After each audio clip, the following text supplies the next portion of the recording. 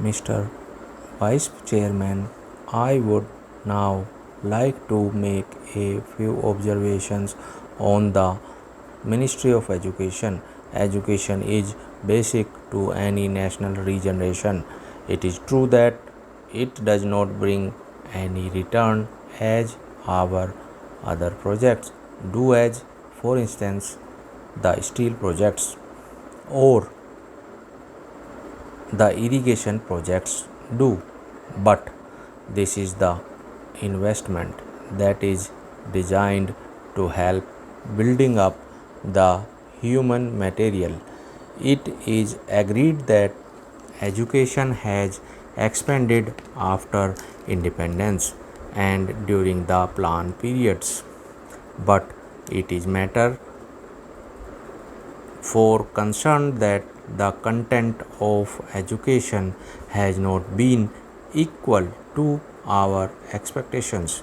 Even today, we are engaged in experimenting with all types of education from the basic stage up to the university level. It is not clear, I presume, that the basic pattern of education of which so much that the basic pattern of education of which so much was said and written is accepted as a success even today. Where do we stand with regards to the basic pattern? It seems to be the position that all arguments are in favor of that type of education, but all proof is against the success of such a type of education. Where does the government stand with regards to this type of education? We soar by the basic type of education because it was discovered by the father of the nation. But if it has been a failure, why should not the government say that that is the position? Then again, take secondary education and also collegiate education. 3 years ago, it was said that all universities should have 3 years degree courses, and some universities which were reluctant to accept this reform were more or less compelled to do so, and they accepted it. Now, certain universities find that this scheme is not working satisfactorily, and they feel that they should have a 2 year course in the college before students could enter the degree course. I mention this to show that this eternal thinking with education should stop, and it should not go on like this. This uncertainty is not only with regard to the main objective of education, the main structure of education from the primary to the collegiate level, but also with regard to the courses of studies and also with regard to the language or medium of instruction. Mr. Chairman, up to the secondary stage, it has been accepted that the medium of instruction should be the regional language. The National Integration Council, however, stated that if universities are to exchange professors, if they have to develop freely, then there should be the common medium of instruction, namely English and Hindi. Now, at the latest National Integration Council meeting, we are told that the medium of instruction in the college should also be the regional language ultimately, and if that comes to pass, I ask, how will national integration be achieved?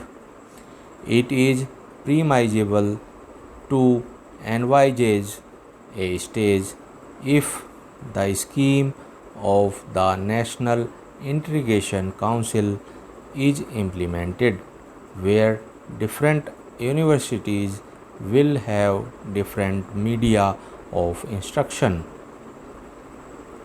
and the man that will be drawn from these universities will have to man the judiciary of the land and the all India services, but they will not be able to serve in a state other than the a one in which they were educated.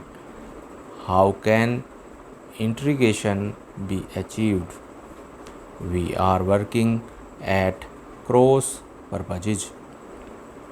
It is time that a high power body was appointed to hammer out a national scheme of education having integration as the basic aim and to implement it systematically. The present method of meddling at every stage of education, the present climate in which we are not clear about the medium of instruction at different stages is causing concern to the parents, to the pupils, and weakening the country in the process. This is a major problem at this stage of development of the country. Then, Mr. Vice Chairman, I would pass on to the Ministry of Transport and Communications.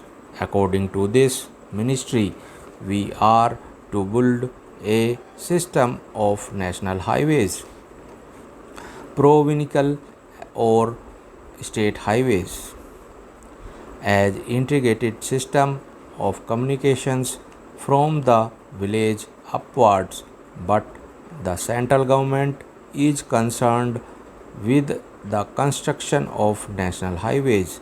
It is good to have a fine system of national highways.